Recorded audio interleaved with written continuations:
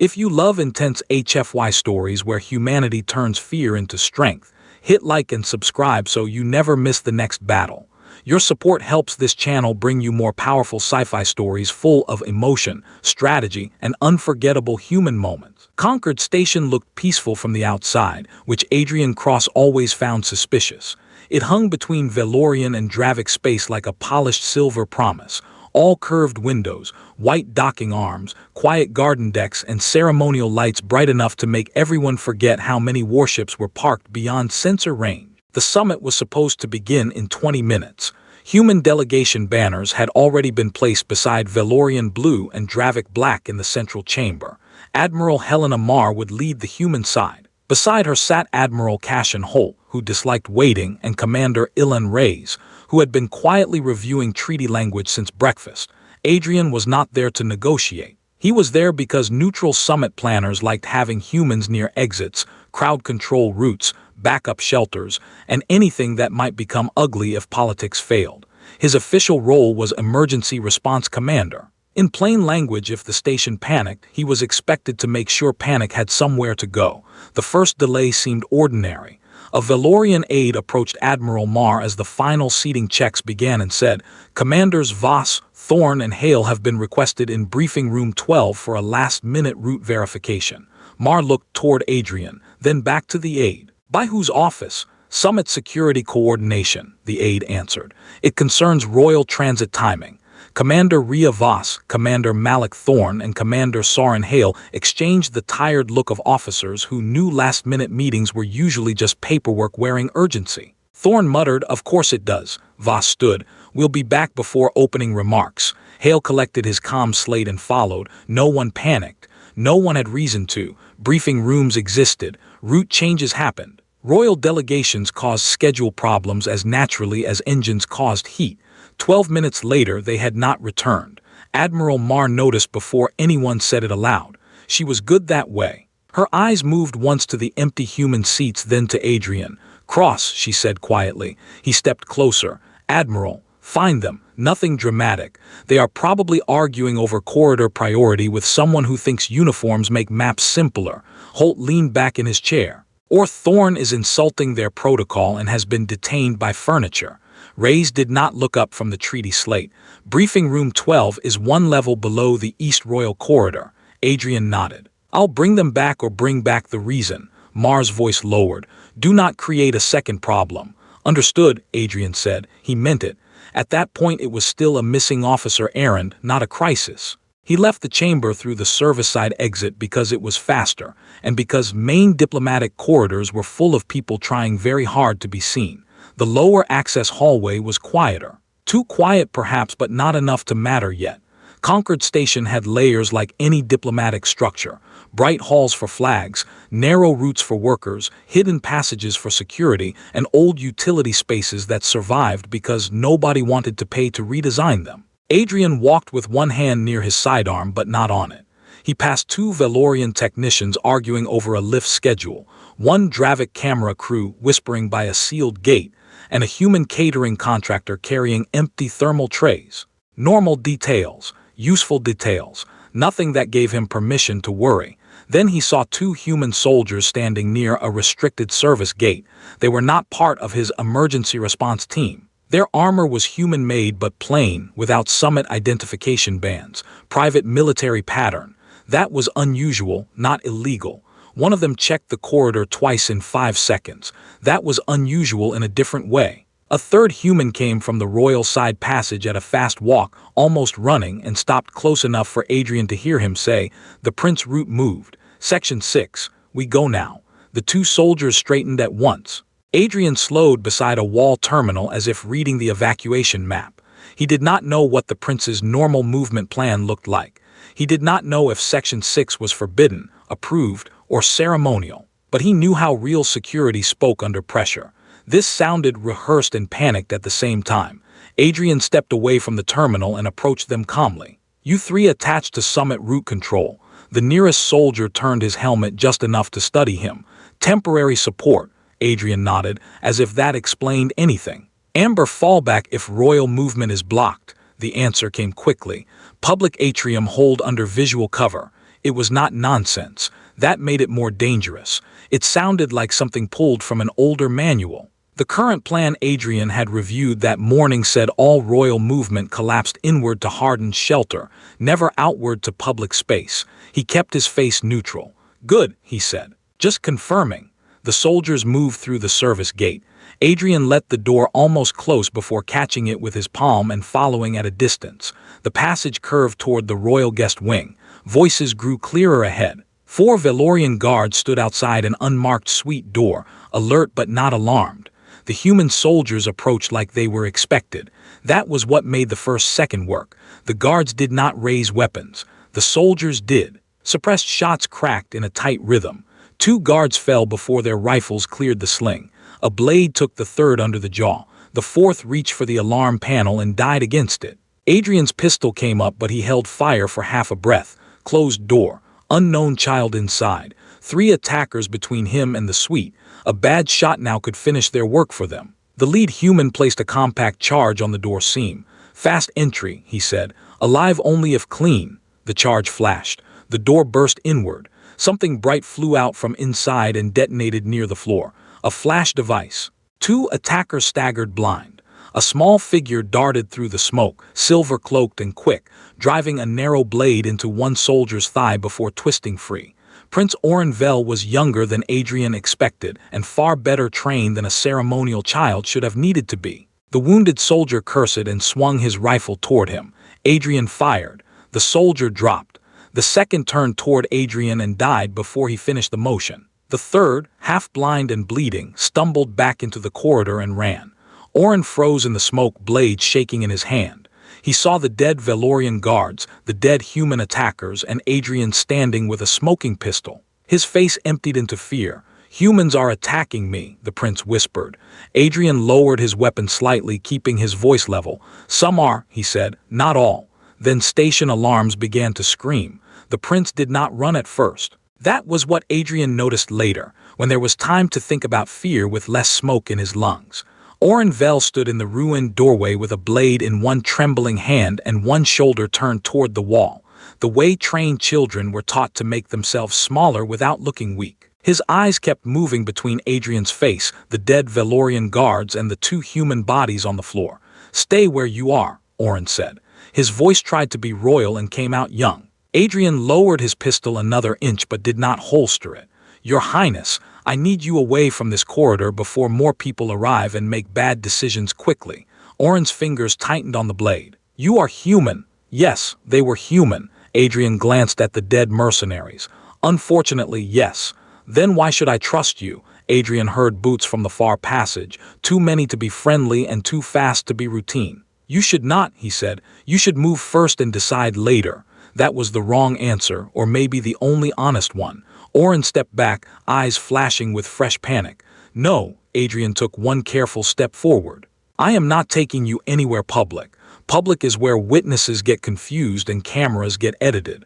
The prince did not understand all of that, but he understood enough to hate the sound of it. Behind Adrian, one of the wounded human attackers groaned and reached weakly toward his dropped comm. Adrian crossed the space, kicked the comm away, and checked the man's pulse without lowering his guard. "Who sent you?" he asked. The man smiled through blood. "You did." Adrian's face did not move. "That will be difficult to put in my report." The man laughed once and coughed red across his chin. Oren saw the exchange, saw Adrian standing over another human with a weapon, and made his decision. He threw the small royal blade at Adrian's chest, not with enough force to kill, but with enough accuracy to make him twist aside. Then the prince ran. Adrian swore under his breath and went after him. He could have caught the boy in an open hall, but Concord Station was not giving him open halls. It gave him curved passages, service doors, panicked alarms, and diplomatic architecture designed by people who had never chased a terrified prince through it. Oren was fast, and worse, he knew which doors accepted royal palm codes. Twice Adrian turned a corner just in time to see a door sealing behind silver fabric. "Your Highness," he called, keeping his voice low, "running toward unknown security during a false attack is not a strategy." Oren shouted back from somewhere ahead, "Neither is following me." "It is a terrible strategy," Adrian admitted. "But it is the one currently available." Above them, The summit meeting began without the three missing commanders. Admiral Helena Mar noticed the empty seats again just as Queen Regent Selara Vel took her place at the head of the crescent table. Admiral Cassian Holt leaned toward her. Cross should have reported by now.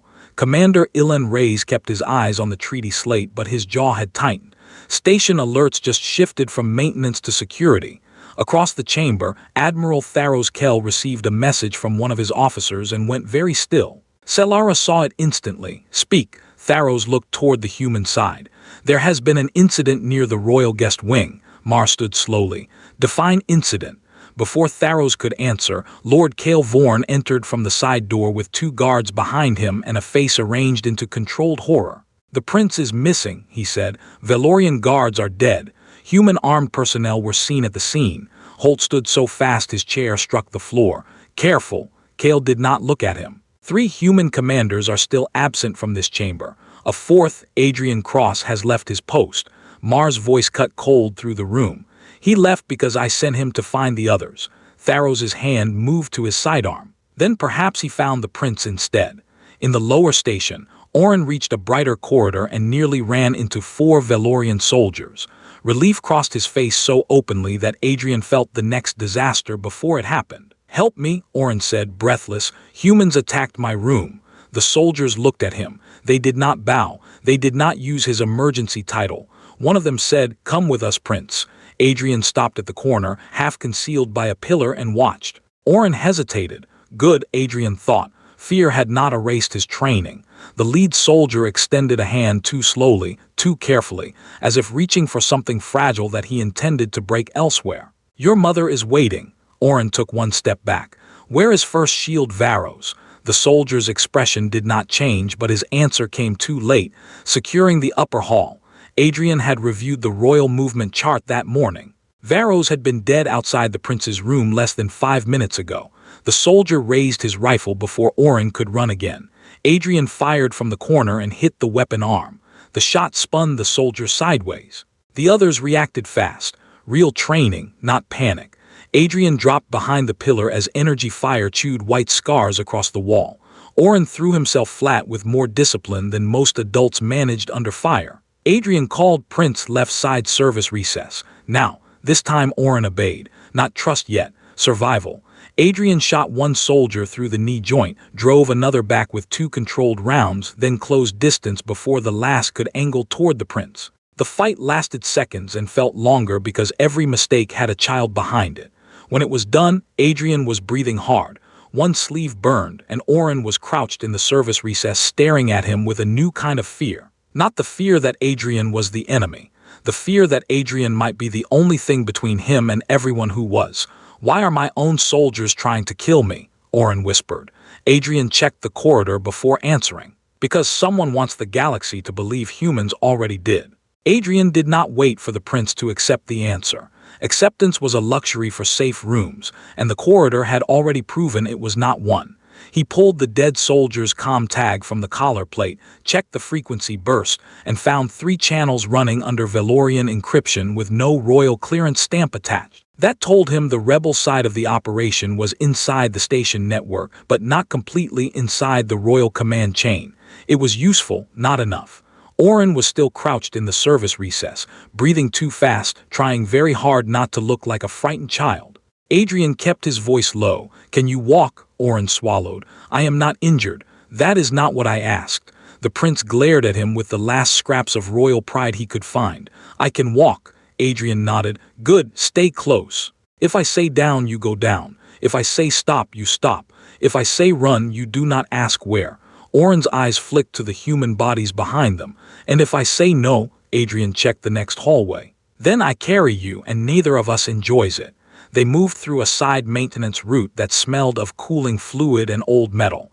Oren knew enough about the station to be useful, but not enough to be safe. He could open certain royal passages, name several ceremonial lifts, and identify the color codes for guest-level security.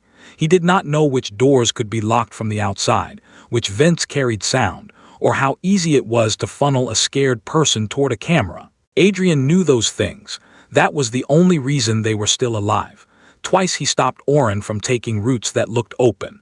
Once he killed the lights in a junction and watched a patrol pass through the brighter corridor ahead without seeing them. The prince whispered, "How did you know?" Adrian answered, "People hunting children like easy paths." Oren flinched at the word children.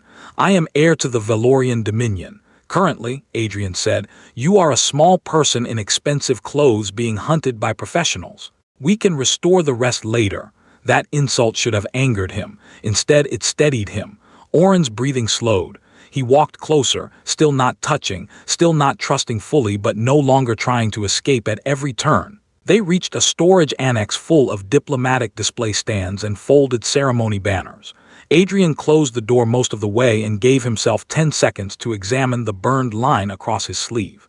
The shot had grazed skin. Not dangerous, just painful enough to be annoying. Oren saw it and looked away. "You were hit. I noticed. Because of me." Adrian looked at him. "Because someone fired at me. Keep responsibility where it belongs." The prince said nothing. Then after a moment he asked, "Are the other humans part of this?" Adrian understood the question beneath the question. "Some humans are. The ones I shot were. The people I came with are not." "How can you know?" "Because if Admiral Mar wanted a kidnapping, it would not look this badly organized." Oren stared at him. "That is your proof?" "No," Adrian said. "That is my irritation. Proof comes later." The proof almost arrived in the shape of another trap. A soft knock came from the far annex door, followed by a Valorian voice. "Prince Oren, this is Lieutenant Varys of Inner Escort. We have been sent by your mother." Oren moved before Adrian caught his wrist. Hope was faster than training. Adrian put one finger to his lips. The voice came again. "Your Highness, we know the human commander forced you through this sector. We can protect you." Oren whispered. "Varys served my mother." Adrian whispered back. "Did he use your emergency title?" The prince froze. The voice outside continued, softer now. "Open the door. We do not have much time." Adrian shifted toward the side wall. "Ask him something." Oren's throat moved. Then he called out, "What is the mourning name of my house?" Silence answered for half a second too long. Then the voice said, "Oren, this is not the time." The prince's face changed. "Not into fear this time, into hurt. He would know," he whispered. Adrian drew his pistol. "Then that is not Varys." The door burst inward before the last word finished. 3 figures entered in Valorian armor, and 2 more held the corridor behind them. Not human mercenaries this time. Local rebels. The first raised a stun net toward Oren. Adrian fired through the net emitter and shattered it. The second came in low with a curved blade. Oren moved on instinct, not away, but sideways, just enough to draw the attacker's line off Adrian. Good training, dangerous bravery. Adrian caught the blade arm, drove the soldier into a display stand and fired once into the armor seam. Another rebel slammed into him from behind. They hit the floor hard. Adrian's pistol skidded away. The prince stood 5 steps from it. For 1 second he froze. Then he kicked it back toward Adrian instead of picking it up. Smart. Adrian grabbed it and rolled, firing upward as the rebel tried to bring a rifle down on him. The corridor team opened fire through the broken doorway. Adrian dragged Oren behind a fallen display case as bright shots cut across the annex. Wood, metal, and ceremonial glass burst around them. "You said stay close," Oren said, voice shaking. "This is close." Adrian pressed his shoulder against the case. "Good listening. You are bleeding. Also good observation." One rebel pushed through the smoke. Oren reached into his sleeve and threw a second flash bead. This one was smaller, weaker, but enough. Light cracked white. Adrian stood into it, blind on one side and shot by memory at center mass. The rebel fell. The last 2 retreated, not beaten, just unwilling to die in a room that had stopped being simple. Adrian did not chase them. He locked the annex door with a broken display rod and sagged against the case. The prince stared at him differently now, still afraid, but the shape of it had changed. "You could have left me," Oren said. Adrian reloaded with hands that were not as steady as he wanted. "Yes, why didn't you?" Adrian looked toward the blocked door, where the rebels were already regrouping somewhere beyond the smoke. "Because scared people run badly," he said. "Someone has to keep up." The annex door did not hold for long, and Adrian knew it would not. It had been built to display diplomatic gifts, not stop trained soldiers with cutting tools. He took the rebel comm tag from the floor, pressed it into Prince Oren's hand and said, "If I go down, keep that. It proves they are not royal command." Oren looked at the small device as if it weighed more than his whole body. "Do not say that." Adrian checked the last magazine in his pistol. That is not fear talking. That is planning. The prince's jaw tightened. My mother says planning for death invites it. Adrian looked toward the door where the cutter had begun to glow through the seam. Your mother sounds like someone who usually has more guards. Oren did not smile. Neither did Adrian. The moment for comfort was gone. They had to move. Adrian pushed open a low-maintenance panel behind the display stands and found a narrow service crawlway running under the floor. It was dusty, half-lit, and too small for armor. That made it useful. Inside, he said. Oren hesitated only once before crawling in. Adrian followed and pulled the panel shut just as the annex door gave way behind them. Boots entered, someone cursed. Another voice said they were here. The leader answered, then they are still close. The prince cannot know this level. Oren froze in the crawlway. Adrian leaned close and whispered, can you? The prince swallowed and pointed forward. This route connects to the old Oath Corridor. It was used before the station expansion. Good, it has not been used in years. Better. They moved in silence while the rebels searched the room above them. In the summit chamber, the silence had become sharper than shouting. Queen Regent Selara stood at the head of the crescent table while guards lined every exit. Admiral Helena Marr, Admiral Cassian Holt, and Commander Ilan Reyes remained under watch but not yet restrained. That distinction was political, and everyone in the room understood it might not last. Lord Cale Vorn stood beside Admiral Tharos Kell, building the accusation piece by piece. 3 human commanders are missing. Human armed personnel attacked the prince's chamber. Captain Cross was found near the royal corridor and is now absent. How much coincidence will this council accept before it calls betrayal by its name? Holt's hand curled into a fist. Marr spoke before he could. You are presenting a sequence, not proof. Cale turned to her. Your commanders were summoned to a room controlled by Summit security and then vanished. Are you claiming my station kidnapped them? Reyes finally looked up. Someone did. The question is who benefits from making it look like we did. Lieutenant Mara Keen entered with 2 Valorian guards behind her and a slate held tight in both hands. Admiral, she said to Marr, then turned to the Queen before anyone could stop her. Majesty, the missing commanders have been located. Selara's expression did not change, but her voice did. Alive? Yes. Briefing room 12. Sedated. The chamber shifted. Tharos snapped. Sedated by whom? Mara placed the slate on the table. The room logs were wiped, but the oxygen exchange records show a controlled gas drop 7 minutes before the prince's chamber was breached. Commanders Voss, Thorn, and Hale were unconscious before the attack began. Cale's eyes hardened. Human records can be forged. Mara looked at him. These are station environmental records, Reyes added quietly. And if we were planning an attack, knocking out our own commanders before it began would be an unusual tactical choice. Below, Adrian and Oren emerged from the crawlway into a forgotten corridor lined with old treaty seals worn smooth by time. The prince touched one wall and said, this passage was where the first Valorian delegates swore not to bring weapons into conquered station. Adrian looked at the pistol in his hand. History has a sense of irony. Oren stared at him. Adrian lowered the weapon slightly. Sorry. It was the first unnecessary word he had said in several minutes, and the prince seemed to understand what it cost. They moved toward a sealed arch at the far end. Oren placed his palm on the reader. Nothing happened. He tried again. Still nothing. Power is cut, he said. Adrian stepped beside him and inspected the panel. Can this line send a signal? To the Royal Emergency Channel, maybe. Only voice. Only if the old relay still works. Try it. Oren opened the lower plate with shaking fingers and began working through the old access sequence.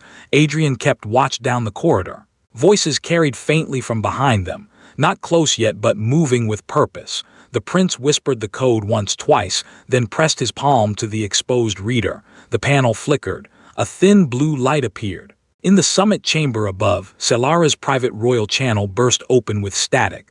Every guard lifted a weapon. Through the broken sound came Oren's voice, small but clear enough to stop the room. Mother, Selara stepped toward the table. Oren, the prince's breath shook over the channel. The human is not the enemy. He saved me. The guards are false. Lord, the signal cracked violently. A hard pulse cut through the line and the blue light in the corridor died.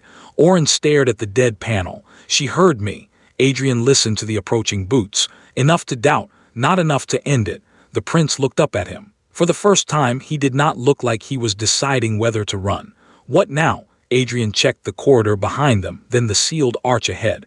Now they know you can talk. So they stop trying to capture the story and start trying to end it. The first rebel shadow appeared at the far corner. Adrian stepped in front of the prince without making it dramatic. "Behind me," he said. Oren obeyed. Not because he was helpless, because now he understood what Adrian was standing there to be. The rebel shadow became 3 men before Adrian Cross finished counting the exits. 2 Valorian rebels in station armor came first, rifles high, shoulders tight. Behind them walked a human in dark combat gear without summit markings. Older than the others, calm in the way paid killers became calm after too many rooms had gone badly. Adrian recognized him as the 3rd man from the prince's corridor, the one who had escaped the first breach. The man looked at Adrian's bloodied sleeve, then at Prince Oren standing behind him. "Captain Cross," he said, "you have been difficult." Adrian kept his pistol low but ready. "I get that in performance reviews." The mercenary's mouth barely moved. "Step away from the prince." "No, you are already blamed. You are already dead in every useful version of this story." Adrian nodded once. "Then I suppose there is no reason to cooperate." Oren's fingers tightened on the back of Adrian's jacket, not hiding, not exactly, holding position. Adrian felt the movement and did not look back. The mercenary noticed it too. "Still trusting humans, Your Highness." Oren's voice came small but steady. "I trust this one." The mercenary smiled. "That will be corrected." The 2 Valorian rebels spread apart, trying to create angles. Adrian moved backward 1 step, making Oren move with him, keeping the sealed arch at their rear and the old oath corridor in front. "Bad ground, narrow and straight, but narrow meant fewer guns at once," he whispered. "When I say left, you go behind the old column." Oren whispered back, "I can help." "You can help by being alive. That is not enough." Adrian did not answer because the first rifle fired. The shot hit the wall near his shoulder and burst stone dust into the air. Adrian dropped to 1 knee and fired twice, forcing the left rebel behind a treaty pillar. The right one advanced fast. Oren moved before Adrian could stop him, throwing one of his last flash beads low across the floor. It cracked white under the rebel's visor. The man stumbled. Adrian took the opening and shot the rifle out of his hands, then drove into him shoulder first, slamming him against the wall. Pain tore through Adrian's side from an earlier hit, but he stayed close and put the man down with a hard strike to the throat seam. The mercenary captain fired through the smoke. Adrian felt heat cut across his thigh and nearly went down. Oren reached for him, but Adrian snapped, left. This time the prince obeyed, slipping behind the old column as the second rebel fired at the spot where he had been standing. Above them, Queen Regent Selara Vel was already moving. The broken message from her son had changed the summit chamber more completely than any argument could have. Lord Cale Vorn kept talking, but fewer people listened. Lieutenant Mara Keen stood beside the recovered environmental logs while Admiral Mar faced the Queen without lowering her eyes. "Majesty," Mar said, "if Cross had taken your son would not be calling him protector over an unsecured channel." Admiral Tharos Kell looked torn between fury and duty. "The lower oath corridor is 3 levels beneath the east wing," he said. "If the signal came from there, they are close to the diplomatic vaults." Selara turned to him. "Then stop debating and move." Cale stepped forward. "Majesty, it may be bait." Selara looked at him with a coldness that made even Holt stop breathing for a moment.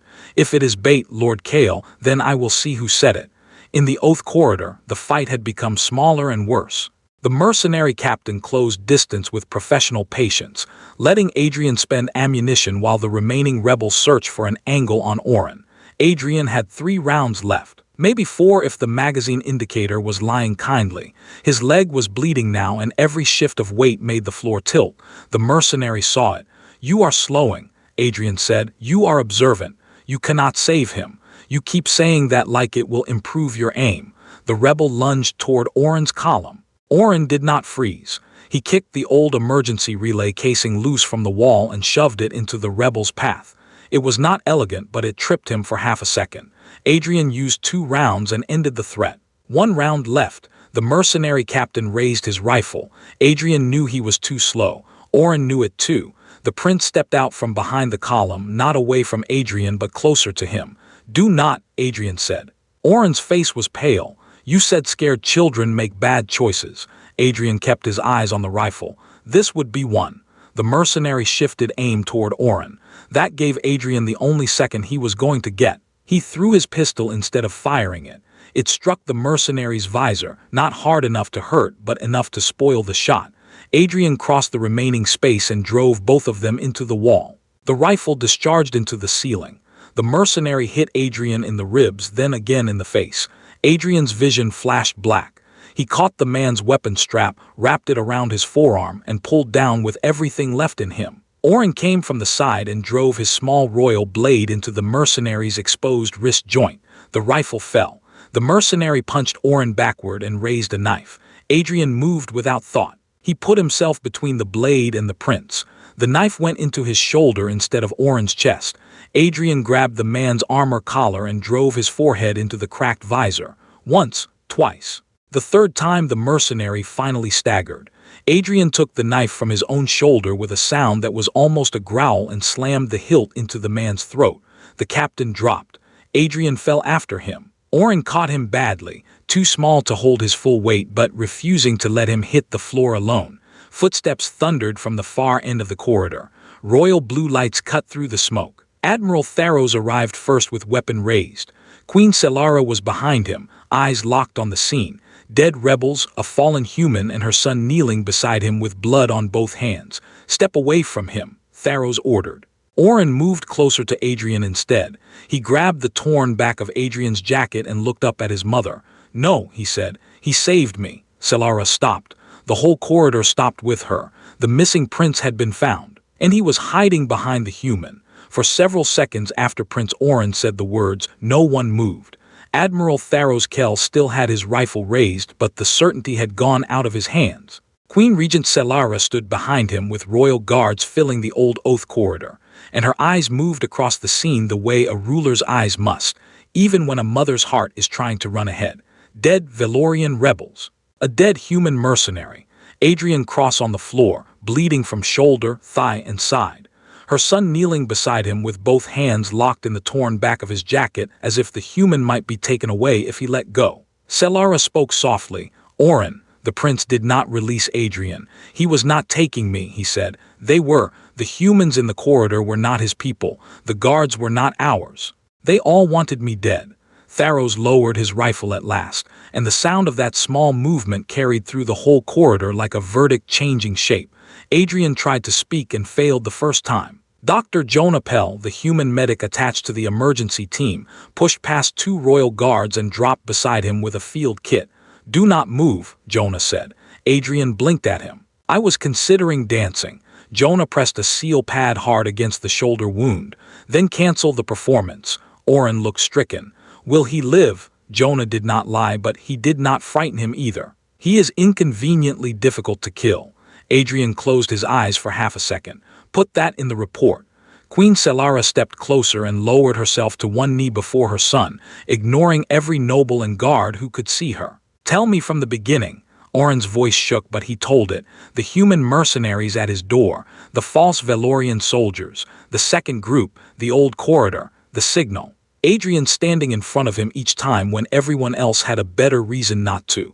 By the time Oren finished, Lieutenant Marakeen had arrived with Admiral Mar and the three recovered commanders. Rhea Voss looked pale from the sedative but steady. Malik Thorne looked furious enough to break furniture with his voice.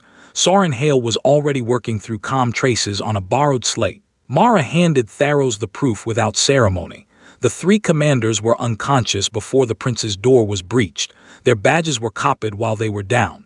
The human mercenary gear is private military issue, not registered summit personnel. And the Valorian rebel comm tags all route through a domestic authority channel. Tharos' face hardened. "Who's?" Soren looked up from the slate. "Lord Kale Vorn." The name seemed to take the air out of the corridor. Selara rose slowly. "Seal every exit from the summit chamber," she said. "Bring him to me alive." Lord Kale tried to leave before the order reached the upper hall. He failed because Admiral Helena Mar was standing between him and the door with two human commanders who were no longer unconscious and no longer polite. Kale stopped, saw Thorne, and said, "This is a Valorian matter." Thorne's smile had no warmth. "You used human blood to write it." Royal guards entered from both sides. Kale lifted his hands. already preparing the face of offended innocence, until Mara projected the root logs across the chamber display. Sedation gas, copied badges, mercenary payment shells, rebel guard authorization, false footage without audio. The frame did not fall apart. It was taken apart piece by piece in front of every delegation in the summit. Selara entered last with Oren at her side, and Adrian being carried behind them on a medical stretcher despite his clear disapproval. Kale looked at the prince and understood that he had lost before the queen spoke. "You tried to murder my son," Selara said. "You tried to make grief into war." Kale said nothing useful. The guards took him away. The summit did not resume that night. It could not. Too much blood had been spilled beneath its polished floors, but it also did not collapse. That mattered more. The Dravic envoy, who had been blamed in the first confused minutes, stood beside Admiral Mar and Queen Selara while the corrected record was transmitted to every delegation. The war faction had wanted panic to move faster than truth. It had almost worked. It failed because one human emergency commander had followed the wrong men, asked the right quiet question, and refused to leave a frightened prince behind even after that prince ran from him. Later, in the recovery ward, Selara came alone except for Oren. Adrian was awake, pale, and annoyed by the number of tubes attached to him. The queen stood beside the bed and said, "I owe you more than apology." Adrian looked at Oren, then back at her. "Apology is enough. Better corridor planning would also be appreciated." Oren sat carefully in the chair beside the bed. "I did not hide behind you," he said. Adrian turned his head slightly. "No. You conducted a royal rear position survival maneuver." For the first time since the attack, Oren smiled. Selara watched that smile like it was something returned from very far away. "Why did you keep protecting him?" she asked. "When he did not trust you?" Adrian was quiet for a moment. "Because scared children run from the wrong people," he said. "Adults are supposed to keep up." The word stayed in the room after he finished. Outside, the ward Concord station began repairing itself. Inside, a prince who had vanished during the summit stayed beside the human everyone had blamed, and when the summit finally reconvened, Oren stood beside his mother with Adrian crossed behind him, bandaged, uncomfortable, and trusted.